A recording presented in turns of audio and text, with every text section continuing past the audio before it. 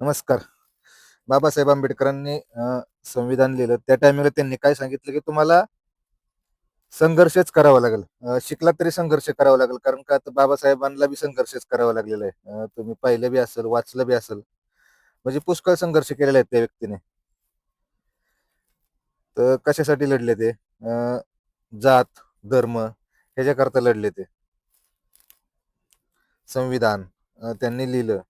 तर भारताचं संविधान लिहून त्यांनी देशाला एक प्रत्येक नागरिकाला लोकशाहीचं एक स्तंभ आणि एक संरक्षण कायद्याचं करण्याकरता अधिष्ठान मिळवून दिलं. असे व्यक्ती म्हणजे बाबासाहेब आंबेडकर. म्हणजे प्रत्येक व्यक्ती तुम्ही प्रत्येक क्षेत्रामध्ये जावा, त्यांचीच लिहिलेलं आहे त्यांनी.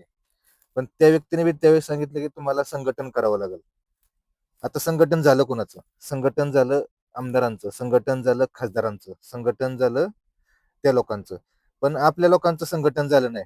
आता संघटन व्हायला लागलेलं आहे नुकतं. म्हणजे एवढा एक आपला मोठा तुकाराम मुंडे साहेब ज्यावेळेस लढतात याच्याकरता, तुम्ही तेल कसलं वापरता, तुम्ही दूध कोणतं घेता, काय घेता. तर तुमची गोळी पेंड जाणारे 35 रुपये किलो तुम्हाला द्यावी लागते शेतकऱ्याला.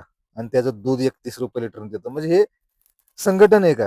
हे संघटन नाही, हे विघटन आहे आपलं शेतकऱ्याचं. 35 रुपयाने त्याची पेंड घ्यायची आणि 31 रुपयाने दूध द्यायचं आणि त्याचं शेण आपल्या शेतात टाकायचं. शेतकऱ्याच्या शेतीमालाला कुठलाच हमी भाव नाही. याचं संघटन केलंय कोणी? तर आमदार खासदार लोकांनी त्यांचं संघटन केलेलं आहे. तर शेतकरी मोठा झालेला नाही, तर मोठा कोण झालाय? जो शेतकऱ्यातल्या वावरातला कांदा आणि बटाटा नेऊन जो 1% 2% शेअर घेतो, तो मोठा झालेला आहे.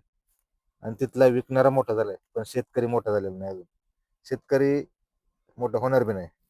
तर त्याकरता शेतकऱ्याला संघटन करावं लागेल. अशा करताच आपण एक शेतकऱ्यांचा जो भाजीपाला आहे, पुन्हा मुंबई या ठिकाणी एक आउटलेट म्हणजे होलसेल रेटमध्ये आपण लवकरच चालू करत आहोत. पहिल्या स्टेजला आपण पुण्यामध्ये चालू करत आहोत.